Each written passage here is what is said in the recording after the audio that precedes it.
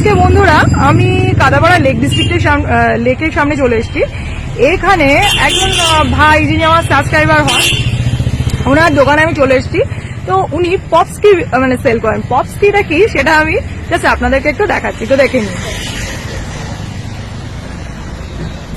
এটা হচ্ছে ওনার ছোট্ট একটা মানে স্টলের মতো, ঠিক আছে।